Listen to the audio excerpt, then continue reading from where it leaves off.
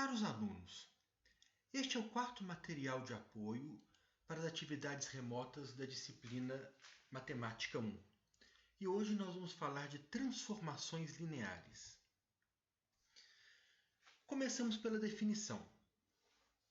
Uma função f de um espaço vetorial E num espaço vetorial F é uma transformação ou aplicação linear de E em F, quando, dados um escalar lambda e dois vetores u, v pertencentes a E, f de lambda u é igual a lambda de f u e f de u mais v é igual a f de u mais f de v. Ou mais sucintamente, dados dois escalares a e b e dois vetores u e v pertencentes a E, f de AU mais BV é igual a f de U mais B, f de V.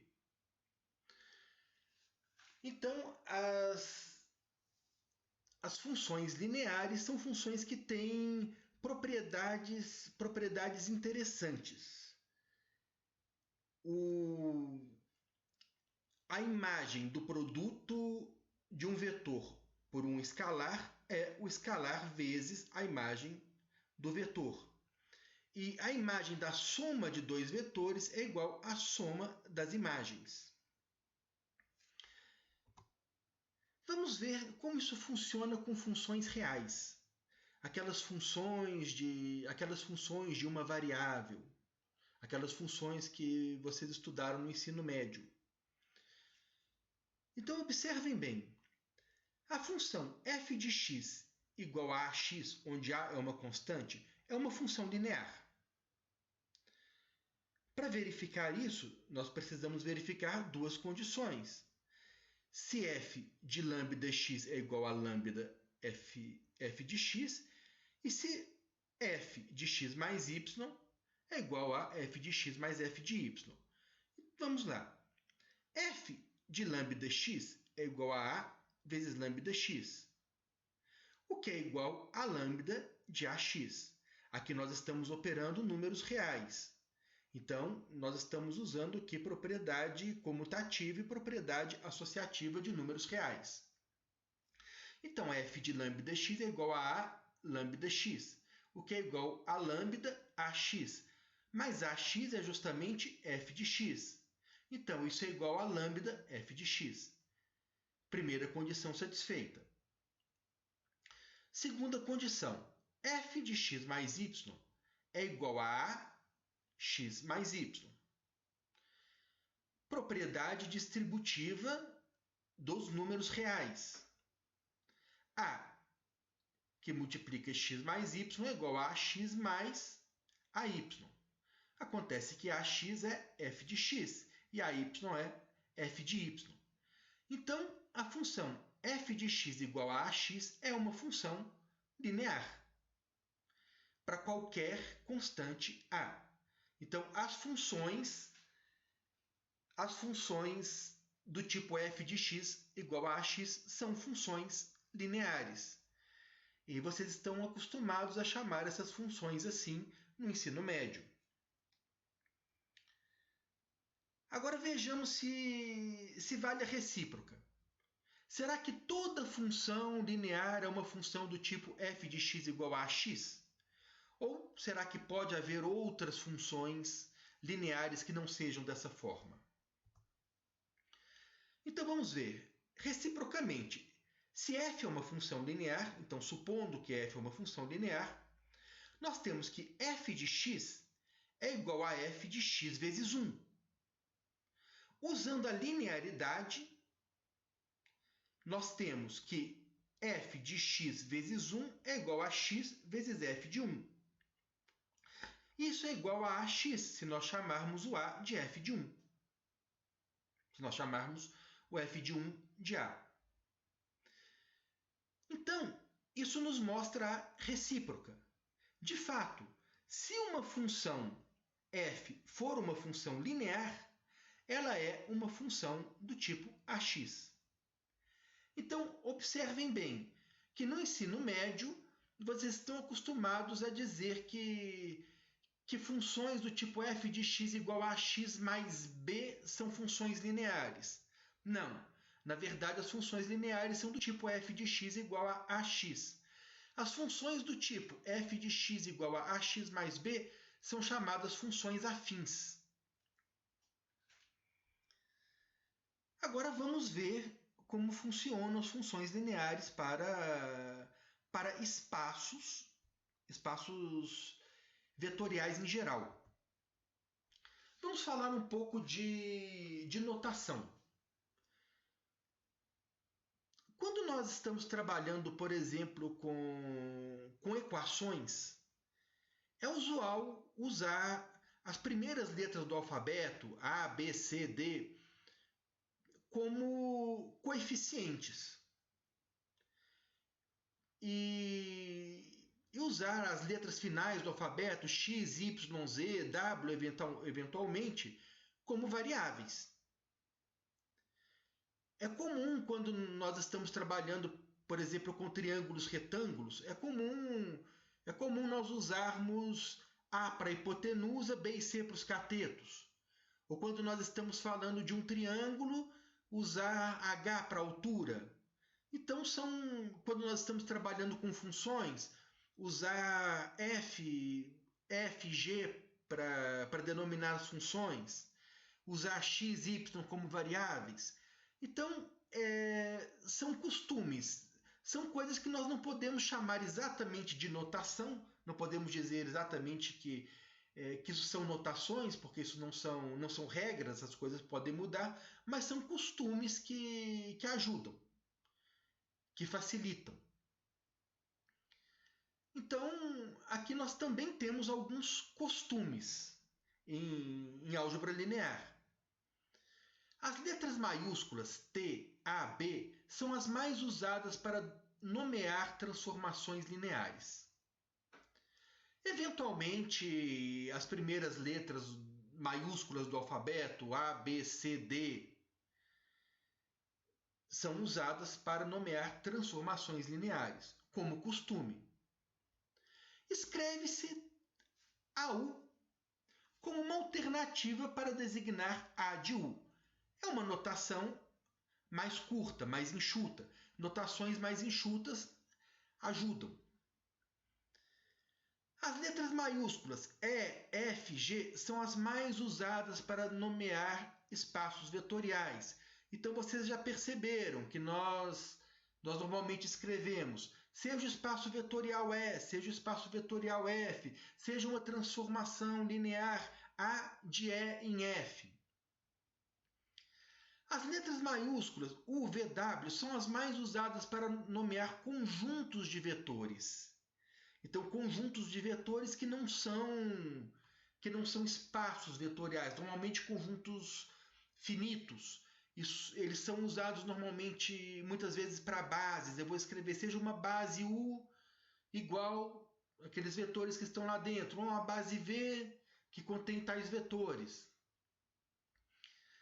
As letras minúsculas A, B, C são as mais usadas para nomear escalares. Eventualmente, A, B, C, D, E. Lembrando que escalares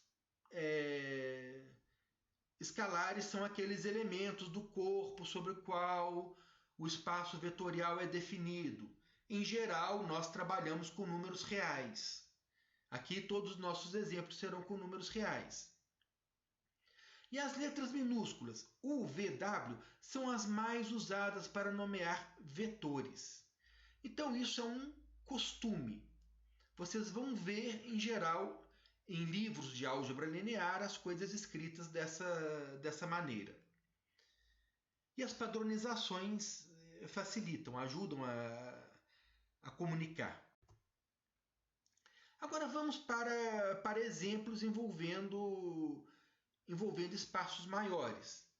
Agora vamos dar o exemplo de uma transformação do espaço linear R2 do espaço vetorial R2 no espaço vetorial R3.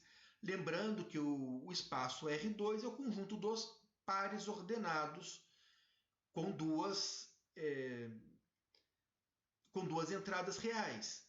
E R3 é o conjunto das triplas ordenadas, né, com entradas reais. Primeira entrada, segunda entrada, terceira entrada.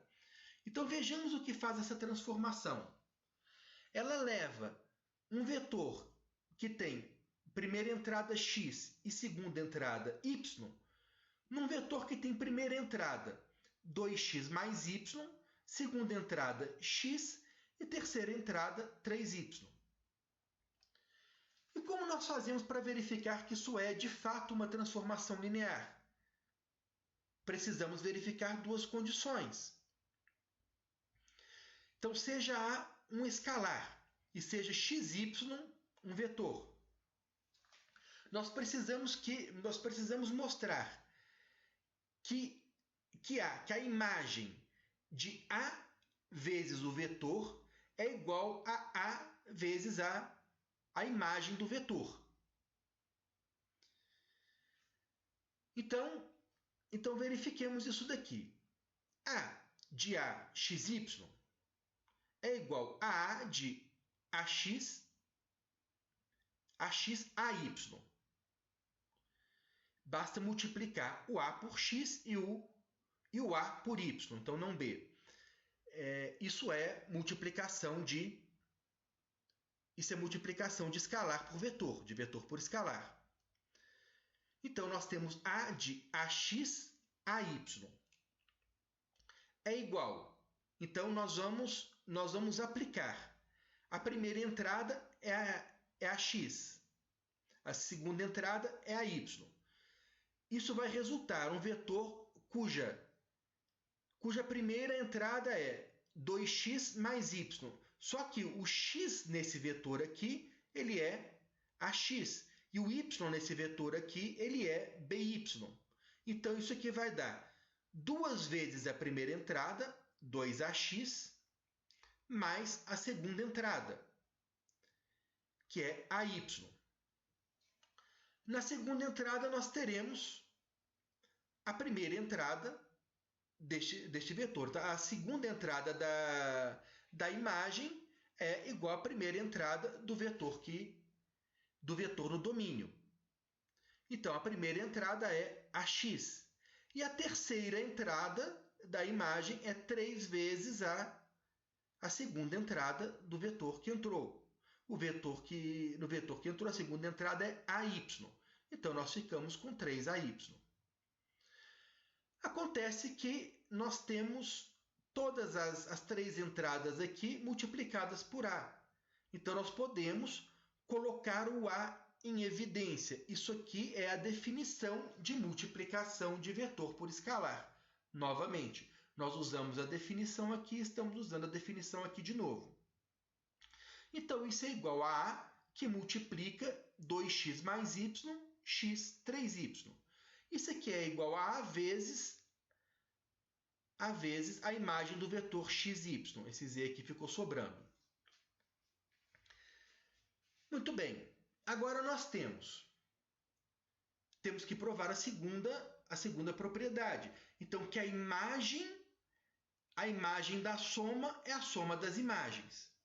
Então, nós temos a imagem do vetor x1, y1 mais x2, y2 é igual à imagem, então, é o A de soma de vetores é coordenada a coordenada. Primeira com primeira, x1 mais x2, segunda com segunda, y1 mais y2.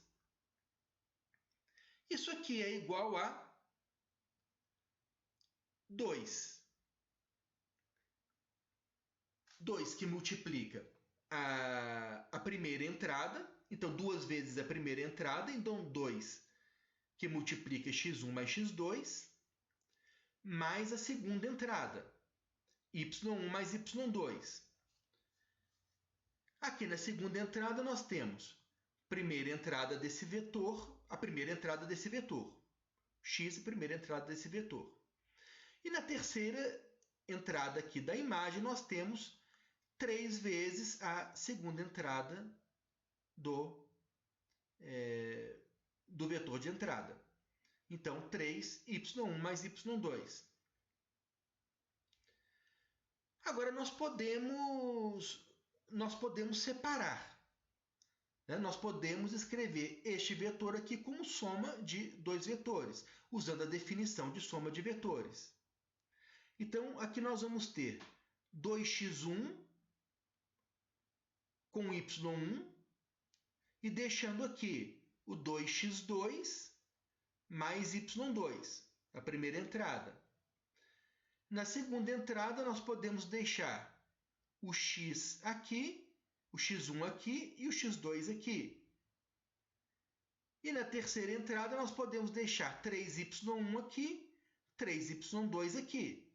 Então, este vetor aqui, de fato, é a soma destes dois vetores. Mas este vetor aqui é a de x1 e y1. E este vetor aqui é a de x2 e y2.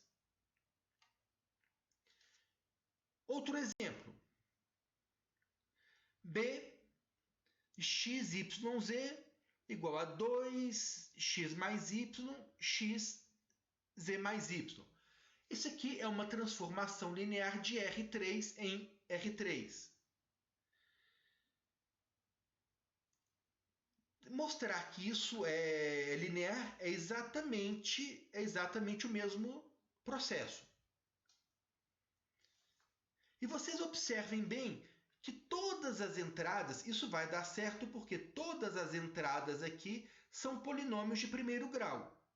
Então, aqui nós temos um termo de primeiro grau, aqui primeiro grau em x, primeiro grau em y, primeiro grau em x, primeiro grau em z, primeiro grau em y. Então, todas as entradas aqui são polinômios de primeiro grau. Parece que as transformações desse tipo aqui são as transformações lineares. De fato, são. Então, vamos observar esse exemplo C. Esse exemplo é uma transformação de R3 em R2, 3 entradas, 2 entradas, mas ela não é linear. Agora, vamos observar o seguinte.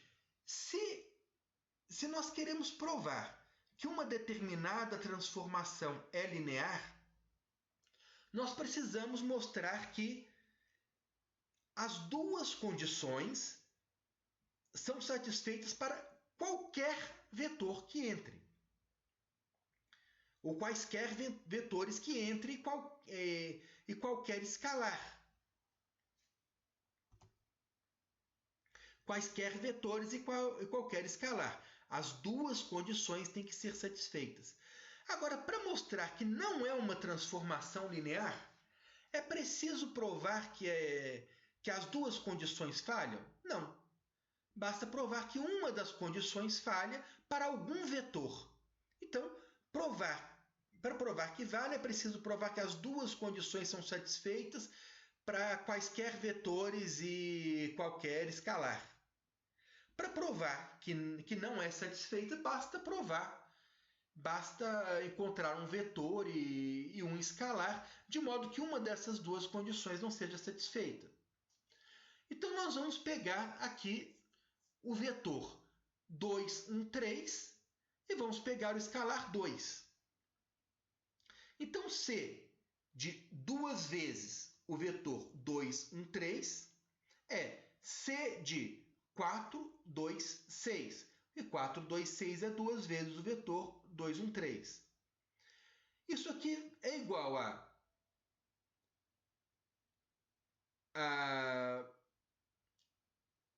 a primeira entrada ao quadrado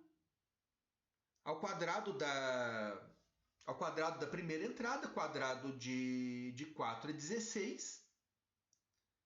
E a segunda entrada é o y mais 1. Então, vai ser o 2 mais 1, 3. O z não apareceu. Algum problema? Não, isso não é problema. Mas então, calculamos o c de 2 vezes 2, 1, 3. Agora, vamos calcular. Isso tem que ser igual a 2 vezes c de 2, 1, 3. Então, C de duas vezes um vetor tem que ser duas vezes a imagem do vetor. Então, vamos calcular 2 vezes a imagem do vetor. Então, quem é a imagem de 2, 1, 3? É 2 ao quadrado, 4. 1 mais 1, 2. Então, é 4, 2. E 2 vezes 4, 2 é 8, 4. Que é diferente de 16, 3. Então, são diferentes. C de 2 vezes o vetor é diferente de 2 vezes C o vetor. Então, essa transformação não é linear. E o que será que deu errado? Deu errado que aqui nós temos um polinômio de segundo grau, um polinômio aqui ao quadrado, um x ao quadrado, e aqui nós temos um termo com variável independente. Um termo sem constante. Então, um termo de ordem zero. Nós só podemos ter termos de ordem 1 para ter uma transformação linear na regra. Muito bem. Agora vamos para um outro exemplo de transformação linear. Então, digamos que seja fixada uma matriz. Fixamos uma matriz. Aqui no nosso exemplo, só para simplificar, nós pegamos uma matriz 3×3. Então, nós vamos definir uma transformação linear que é o produto da matriz por um vetor em R3. Se nós multiplicarmos a matriz por um vetor em R3, nós vamos obter outro vetor em R3. Então, uma matriz com 3 linhas e 3 colunas, multiplicada por uma matriz com 3 linhas e 1 coluna, resulta numa matriz com 3 linhas. Então, vamos ver o que acontece. Nós queremos provar que ela é linear. Ao invés de provar as duas condições, nós vamos provar as duas condições juntas. Isso aqui é uma maneira alternativa de fazer a conta. Então, nós queremos provar que alfa vezes o primeiro vetor mais a imagem de alfa vezes o primeiro vetor mais beta vezes o segundo vetor é igual a alfa vezes a imagem do primeiro vetor mais beta vezes a imagem do segundo vetor. Então, a imagem da combinação linear dos vetores é a combinação linear das imagens. Vamos ver se isso funciona? Então, pegamos um vetor x1, y1, z1 e um vetor x2, y2, v2. Então, vamos fazer a transformação, vamos fazer o produto dessa matriz pelo vetor alfa x1, y1, z1 mais beta x2, y2, v2. Então, primeira coisa, quem é o vetor alfa, digamos, alfa v1 mais beta v2? Ele é o alfa x1 mais beta x2, na primeira entrada, alfa y1 mais beta y2, alfa z1 mais beta z2. E o que vai acontecer agora nesse produto? Esse produto vai ser, ele vai ter três linhas. 3 linhas e uma coluna só. A primeira linha ela vai ser A vezes esse elemento, alfa x1 mais beta x2, mais B vezes o segundo elemento, mais C vezes o terceiro elemento. A segunda entrada, a segunda linha ela vai ser D vezes o primeiro elemento, mais E vezes o segundo elemento, mais F vezes o terceiro elemento. E a terceira vai ser G vezes o primeiro elemento, mais H vezes o segundo elemento, mais I vezes o terceiro elemento. Isso resulta nesse vetor aqui, que é um vetor com 3 linhas e uma coluna apenas.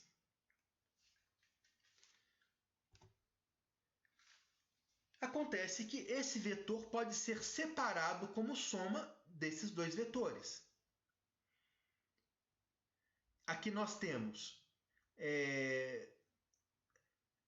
A alfa x1 mais A beta x2 é A que multiplica alfa x1 mais beta x2 e assim por diante. Mas nós podemos colocar aqui alfa em evidência, porque alfa multiplica cada uma das entradas, e aqui nós podemos colocar beta em evidência. E o que vai resultar disso vai ser alfa vezes o produto da matriz pelo vetor x1, y1, z2 mais beta vezes a matriz multiplicada pelo vetor x2, y2 mais z2. Então, o que nós vimos aqui é que com uma matriz nós produzimos uma transformação linear. Então, a cada matriz corresponde uma transformação linear, que consiste em multiplicar a matriz por um vetor. Agora, fica a pergunta. Então, para a cada matriz está associada uma transformação linear. Será que a toda transformação linear também está associada a uma matriz? Toda matriz corresponde a uma transformação linear. Será que toda transformação linear corresponde a uma matriz? A resposta é sim. E vamos ver como.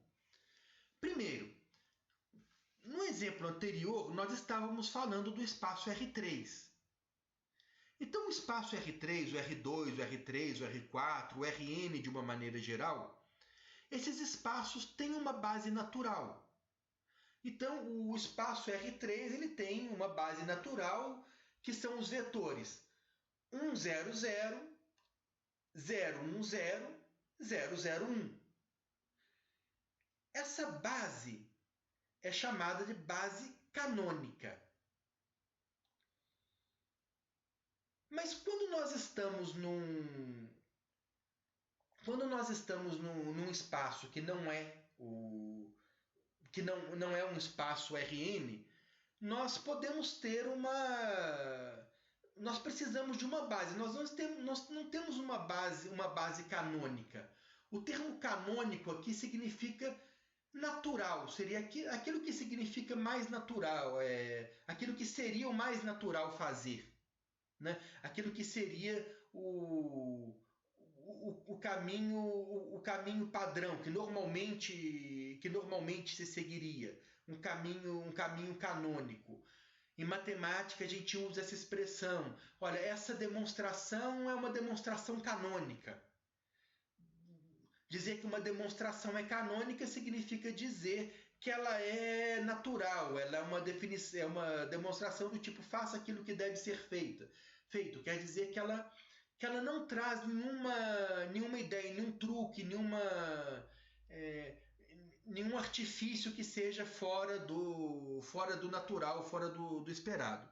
Então, os espaços Rn eles têm uma base natural, uma base canônica.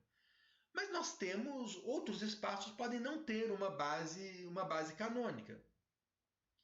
Digamos, eu posso ter, por exemplo, vocês vão estudar lá no terceiro período equações diferenciais ordinárias. Nós temos um tipo de equação que são as equações lineares. O conjunto de soluções de uma equação diferencial linear é um espaço vetorial. Esse espaço vetorial tem uma base e essa base é composta por funções, que são soluções para aquela equação. Então, isso aqui, por exemplo, esse aqui podem ser vetores em R2, em R3, em R4, em R5, ou podem ser, por exemplo, funções de R em R, que são as soluções de uma equação diferencial linear. Então, pode ser um monte de coisa. Nós temos costumamos pensar em vetores em espaços Rn, mas eles podem ser uma variedade de coisas. Então, se nós estamos num espaço que não seja um espaço que tenha uma base natural, nós precisamos de uma base nesse espaço. Então, seja um espaço U que tenha o 1, o 2, o M como base. Então, nós estamos falando de um espaço de dimensão M. Então,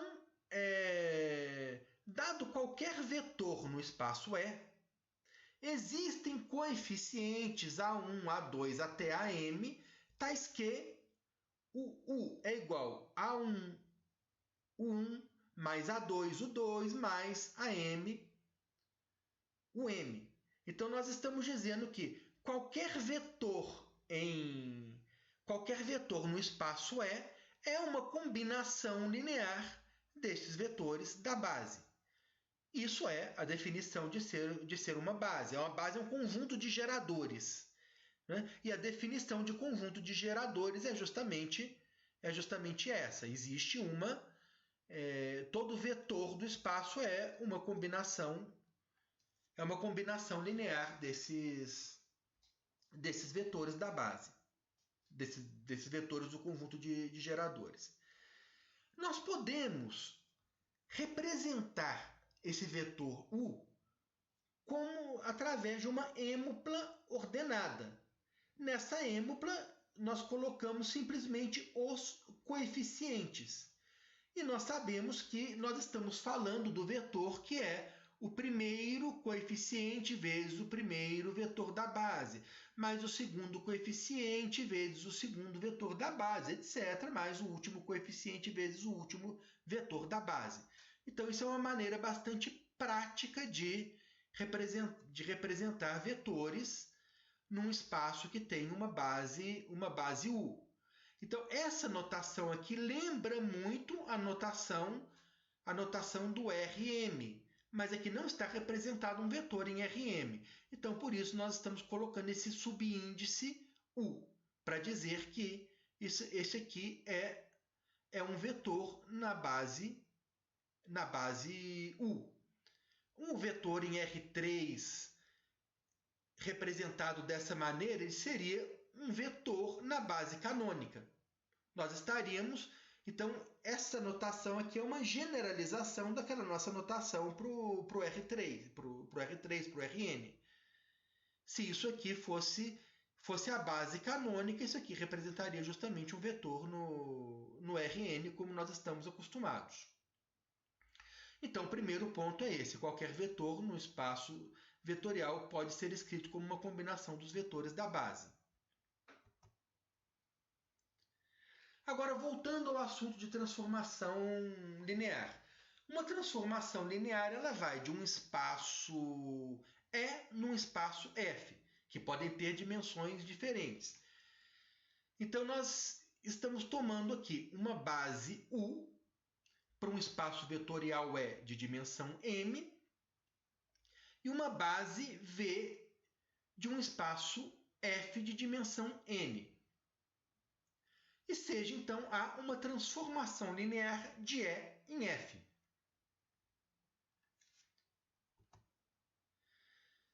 Bem, nós sabemos que qualquer vetor no espaço E é uma combinação linear dos vetores da base. Então, vamos ver quem é a imagem desse vetor U. Então, a imagem desse vetor U é a imagem daquela combinação linear de vetores da base. Acontece que se a transformação é linear, então isso significa que este vetor aqui ele vai ser uma combinação linear das imagens dos vetores da base. Então, a imagem de uma combinação linear dos vetores da base é exatamente a mesma combinação linear das imagens desses vetores. Então, isso nos sugere o seguinte: para conhecer a imagem de um vetor por uma transformação linear, basta conhecer a imagem dos vetores da base.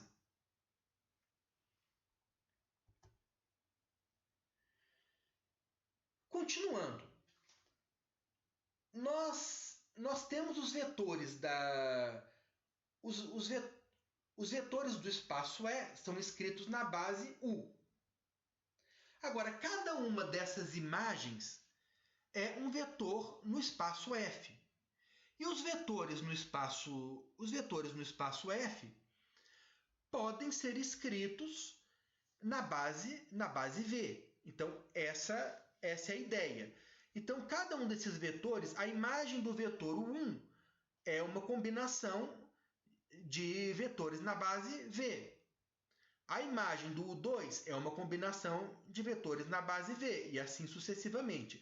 Cada um desses vetores é uma combinação linear de vetores na base V.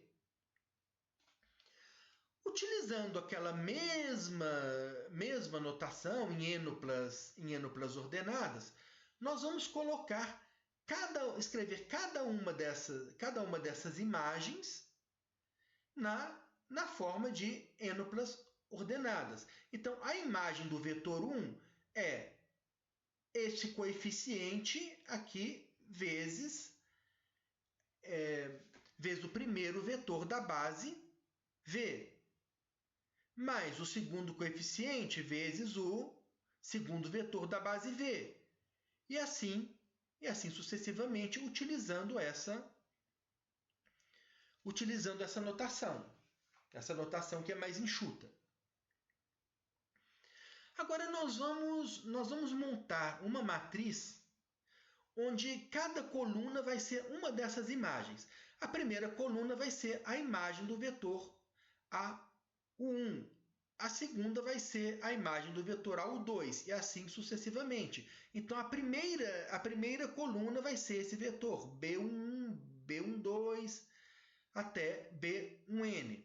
Então vejam bem que aqui é N porque o espaço V tem dimensão N.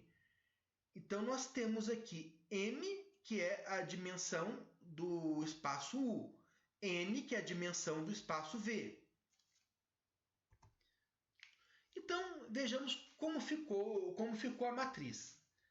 A matriz ficou desta maneira.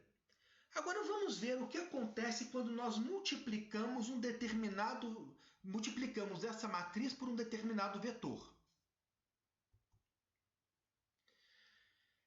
Se nós pegarmos o vetor onde todos os elementos são zero, exceto a iésima entrada.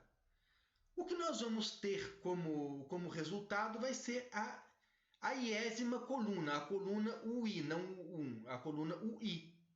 Então, nós pegamos aqui o exemplo do vetor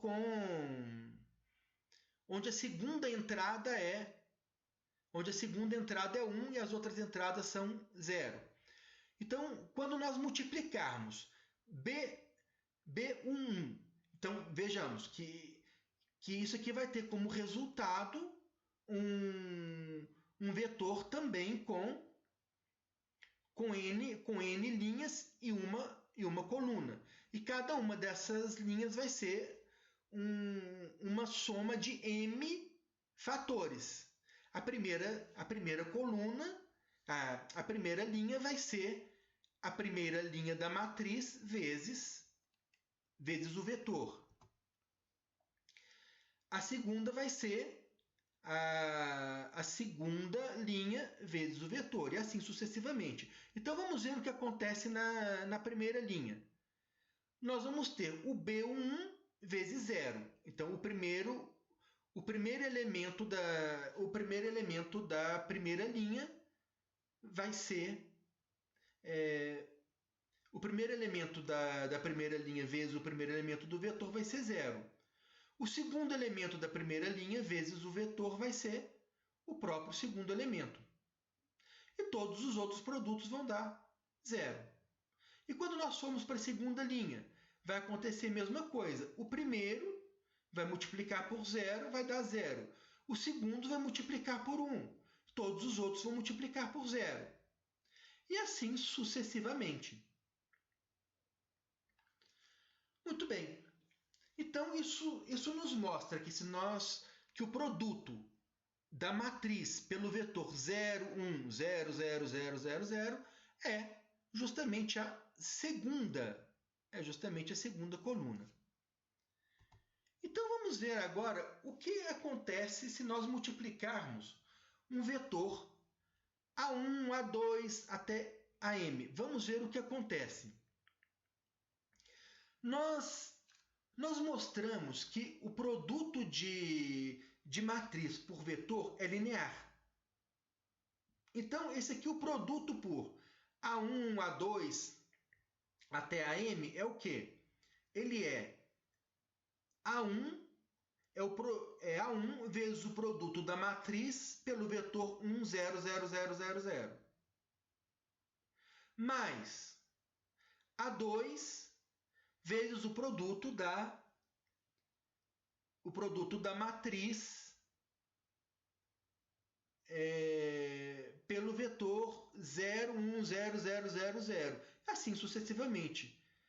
Nós vamos ter o somatório até AM vezes a matriz multiplicada pelo vetor 0, 0, 0, 0, 0, 0, 1.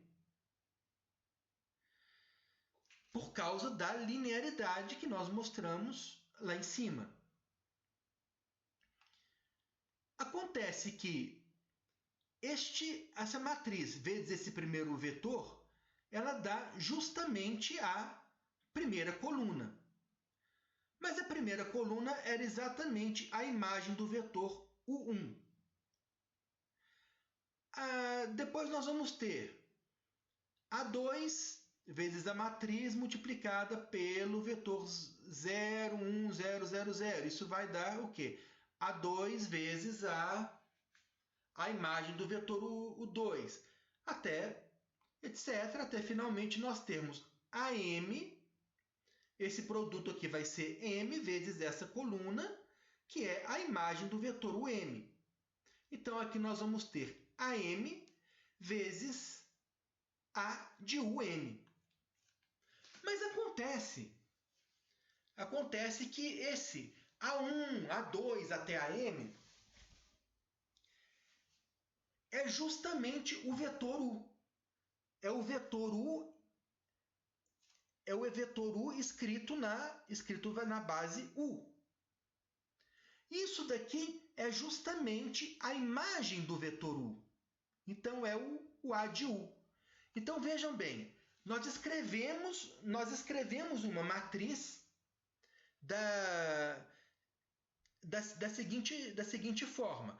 Nós pegamos o vetor U e colocamos o vetor U como uma êmupla ordenada, onde os coeficientes, cada entrada dessa êmupla é um dos coeficientes da combinação linear dos vetores da base U que resultam no vetor U.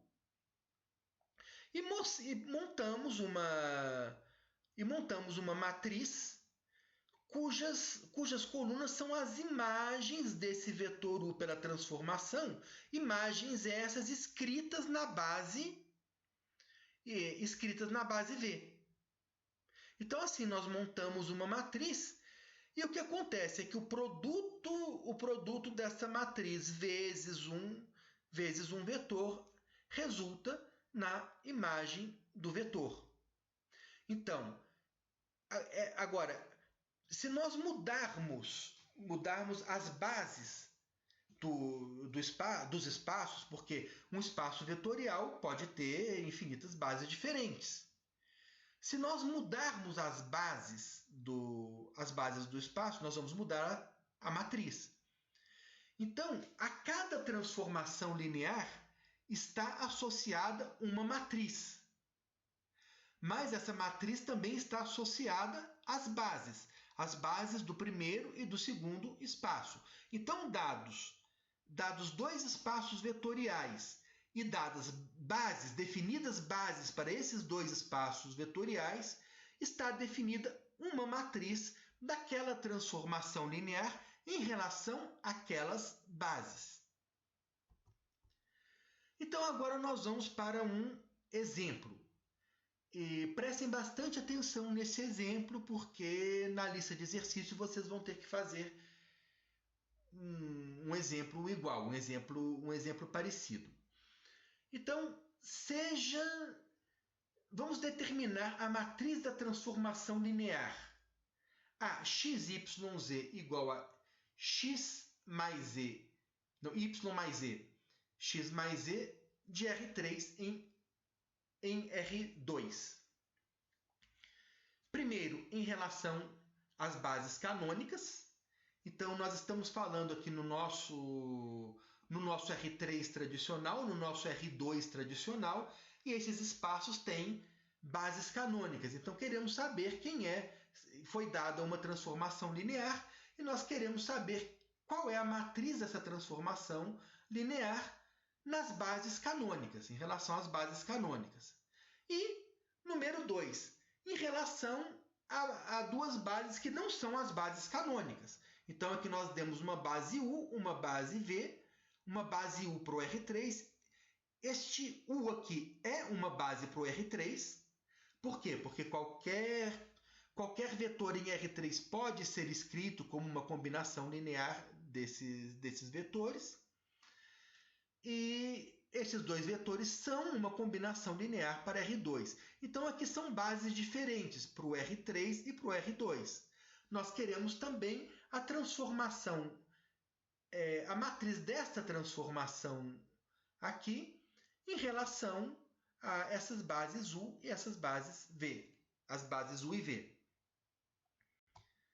Então vamos ver primeiro em relação às bases canônicas. Então, a primeira coisa que nós precisamos é escrever, tá, a imagem de cada um dos elementos da base pela transformação. Então, quem é a imagem de 1,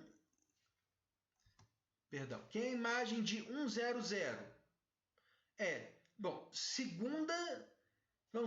Segunda entrada mais terceira entrada, 0 mais 0, 0.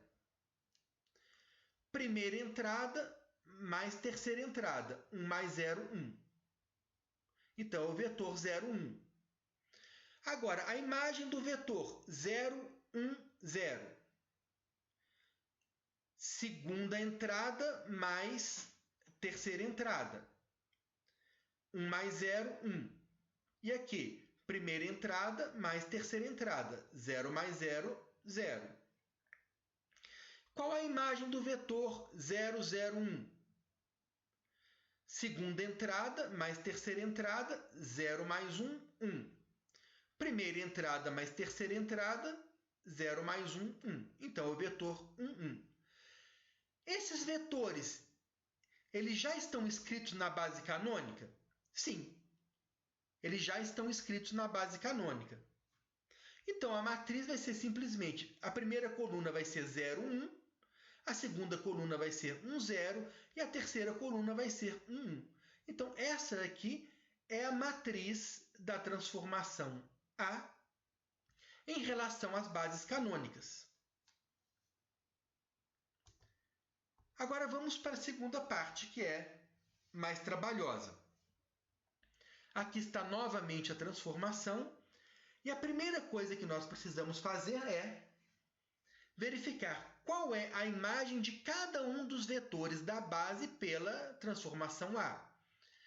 Então, a base para o espaço U que nós temos são os vetores 1, 1, 0, 1, 0, 1 e 0, 1, 1. Então, nós precisamos saber quem é a imagem de cada um desses vetores pela transformação A.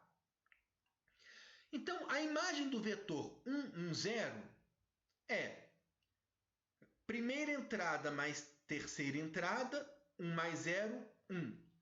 Primeira entrada mais terceira entrada, 1 mais 0, 1. Quem é a imagem de 1, 0, 1? Segunda entrada mais terceira entrada, 0 mais 1, 1. Primeira entrada mais terceira entrada, 1 mais 1, 2. E quem é a imagem do vetor 0, 1, 1? segunda entrada mais terceira entrada, 1 mais 1, 2. Primeira entrada mais terceira entrada, 0 mais 1, 1. Muito bem. Pronto. Ainda não. Por quê? Porque essas são as imagens dos vetores da base U. Acontece que essas imagens estão escritas na base canônica. Então, esta aqui é a imagem do vetor 1, 1, 0 na base canônica. 1, 2 é a imagem do vetor 1, 0, 1 na base canônica. E 2, 1 é a imagem do vetor 0, 1, 1 também escrita na base canônica. Mas nós não queremos a matriz da transformação. Se nós quiséssemos a matriz da transformação para a base U em para a base U em R3 e para a base canônica em R2, já estaria pronta a matriz. As colunas seriam 1, 1, 1, 2, 2, 1. Mas nós queremos a base 1, 2, 2, 1 para o espaço R2. Então, se nós precisamos então escrever esses vetores, tá? Escrever esses vetores na base 1, 2, 2, 1. Então, o que acontece? O vetor 1, 1, ele é 1/3 de 1, 2 mais 1/3 de 2, 1. Então, essa é uma conta simples de fazer. É resolver um sisteminha. Então, veja bem, 1/3 de 1 mais 1/3 de 2, ou seja, 1/3 mais 2/3 dá 1. E 2/3 mais 1/3 também dá 1. Então, de fato, esses dois vetores aqui somam 1, 1. Então, quer dizer que o vetor 1, 1 ele é 1/3 do primeiro vetor da base V mais 1/3 do segundo vetor da base V. Então, nós podemos escrever isso aqui como um par ordenado 1/3, 1/3, referente à base V. Bem, agora a imagem de 1, 0, 1 é o vetor 1, 2, que já é exatamente o primeiro vetor da base V. Então, o 1, 2 se escreve 1, ele é uma vez o primeiro vetor da base V, mais 0 vezes o segundo vetor da base V. Então, ele é o vetor 1, 0. E a imagem do vetor 0, 1, 1 é o vetor 2, 1. E o vetor 2, 1, ele é 0 vezes o primeiro vetor da base V, mais uma vez o segundo vetor da base V. Então, ele é representado pelo par ordenado 0, 1 na base V. Então, agora sim, a matriz está pronta. A primeira coluna vai ser 1/3, 1/3, a segunda coluna vai ser 1, 0 e a terceira coluna vai ser 0, 1. Então, aqui estão os vetores escritos na base V, então assim fica a matriz da transformação A em relação às bases U e V. E agora vejam o seguinte, com essa matriz nós podemos calcular a imagem de qualquer vetor em R2 por essa transformação. Só que, para utilizar essa matriz, nós temos que escrever o vetor cuja imagem nós queremos encontrar na base U. E essa matriz vai nos dar a resposta na base V. Então, vamos fazer um exercício. Nós queremos usar a matriz da transformação A em relação às bases UV, que é essa matriz que nós acabamos de encontrar, para calcular a imagem do vetor 3, 1, 0. Então, o vetor 3, 1, 0 ele está escrito na base canônica. E nós queremos calcular a imagem do vetor 3, 1, 0 na base canônica, utilizando a matriz da transformação linear A nas bases U e V. Queremos essa resposta na base canônica. O que vai acontecer? Primeiro, para utilizar essa matriz, se essa matriz é em relação às bases U e V, o vetor que nós vamos colocar, que nós vamos aplicar nessa matriz, ele tem que ser escrito na base U. Então, nós temos 3 passos. O primeiro será reescrever o vetor 3, 1, 0 na base U. Depois, nós vamos aplicar a matriz. E quando nós aplicarmos na matriz, o que vai acontecer? Nós vamos obter a resposta. A imagem do vetor, desse vetor que na base canônica é escrita como 3, 1, 0, nós vamos encontrar a imagem desse vetor pela transformação A. Só que o resultado vai ser dado na base V. Se nós queremos o resultado na base canônica, nós temos que reescrever esse vetor na base canônica. Então, vamos ao trabalho. Nós queremos encontrar coeficientes, a base 1 é essa, 1, 1, 0, 1, 0, 1, 0, 1. Nós queremos encontrar coeficientes x, y, z, de modo que x vezes o primeiro, mais y vezes o segundo, mais vezes o terceiro, seja 3, 1, 0. É assim que nós escrevemos o vetor 3, 1, 0 na base U. Então, para isso, nós vamos resolver um sistema. E nesse sistema, nós vamos ter que 1 vezes x mais 1 vezes y mais 0 vezes z é igual a 3. 1 vezes x mais 0 vezes y mais 1 vezes z é igual a 1. E 0 vezes 1 mais 1 vezes y mais 1 vezes z é igual a 0. Então, temos esse sistema para resolver.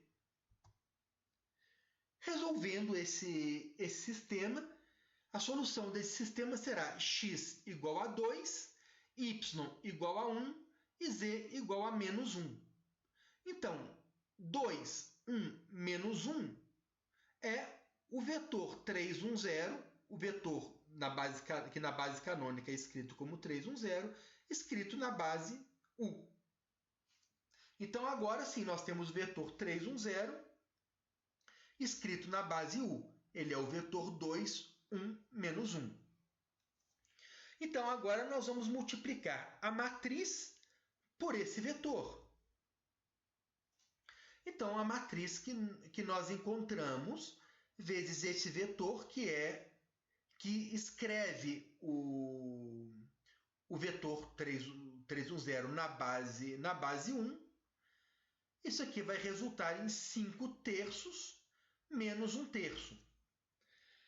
Acontece que essa resposta está dada na base V. Se nós quisermos uma resposta na base canônica, nós temos que encontrar quem é este vetor na base canônica. Então, a base V é a base 1, 2, 2, 1. Este vetor que nós encontramos como resposta, ele é, então, 5 terços vezes o primeiro vetor, menos 1 terço vezes o segundo vetor. Então, ele é 5 terços de 1, 2, menos 1 terço de 2, 1. Então, 5 terços de 1, 2, menos 1 terço de 2, 1 é 1, 3. Então, esta é a resposta na base canônica. Então, a imagem do vetor 3, 1, 0, pela transformação A, é o vetor 1, 3. E se nós fizermos diretamente, será que nós vamos encontrar o mesmo resultado? Vejamos, a transformação A ela é A de x, y, z igual a YZ x mais z. Então, vamos calcular para o vetor 3, 1, 0. Nós vamos ter segunda entrada mais terceira entrada, segunda entrada mais terceira entrada, 1 mais 0, 1. Primeira entrada mais terceira entrada, 3 mais 0, 3. Então, deu justamente o mesmo resultado. Então, a operação está correta, deu o mesmo resultado como de fato deveria ser. Agora, vamos finalizar falando da composta de duas transformações. Então, nós temos aqui uma transformação A de R2 em R2 e uma transformação B também de R2 em R2. Então, vamos ver quem é a composta de A com B. Bem, a composta de A com B no vetor, a imagem de um vetor xy pela composta AB, ela é A, ela é a imagem do vetor B, é a imagem por A da imagem por B do xy. Então, ela é A do B de xy. Bem, quem é o B de xy? O que a transformação B faz? Ela inverte os dois elementos. B de xy é yx. Então, isso aqui vai ser o A de yx. Mas o que o A faz? Ele soma primeira entrada vezes a segunda, primeira entrada menos a segunda. Então, nós vamos ter primeira entrada mais a segunda, y mais x. Primeira entrada menos a segunda. Então, primeira entrada y menos a segunda, y menos x. Então, essa aqui é a composta de AB. Agora, vamos ver a composta de BA. A composta de BA é B de A de XY. Bem, mas A de XY faz o quê? X mais y, y menos x. E o que o B faz? Ele inverte as duas entradas. A primeira vira a segunda vira a primeira. Então, o B de x mais y, x menos y é x menos y, aquela vírgula, x menos y, x mais y. Então, vocês percebem que não comuta, né? Que composição de funções em geral não comuta e composição de transformações lineares também não comutam. Em geral, pode ser até que uma composta seja possível e a outra composta não seja possível. Se nós tivermos, por exemplo, uma transformação linear de R2 em R3 e uma transformação linear de R3 em R4, então a composta da primeira com a segunda existe, a composta da segunda com a primeira nem existe. Agora vamos ver uma coisa interessante. Quem é a matriz da composta? Então, digamos que alfa e beta sejam as matrizes das transformações compatíveis para a composição, naturalmente, das transformações A e B. E seja V um vetor no domínio da transformação B. Então, vamos ver aqui o que acontece. Quem é a composta de A com B no vetor V?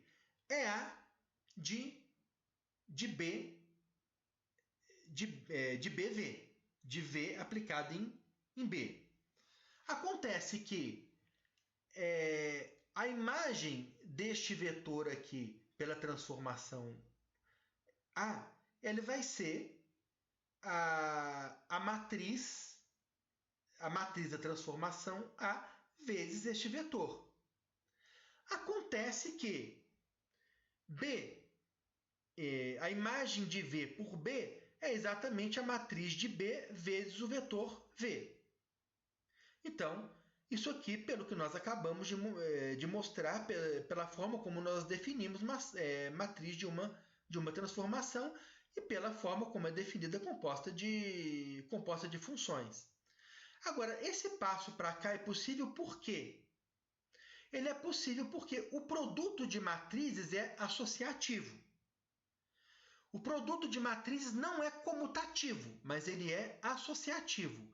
Então, a matriz A vezes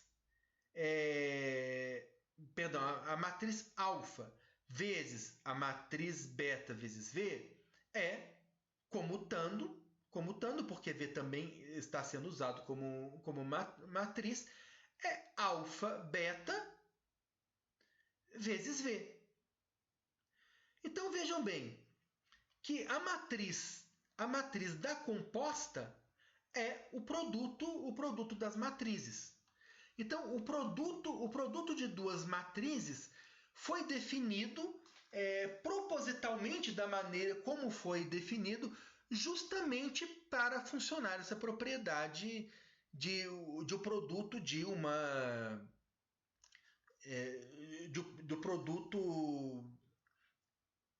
do produto de duas matrizes ser a matriz da composta, ou a matriz da composta ser o produto das matrizes. E isso funciona, justamente, isso decorre da associatividade do produto de matrizes. Isso só é possível porque o produto de matrizes é associativo. Então, eu agradeço a atenção de vocês e desejo uma ótima semana e um ótimo trabalho.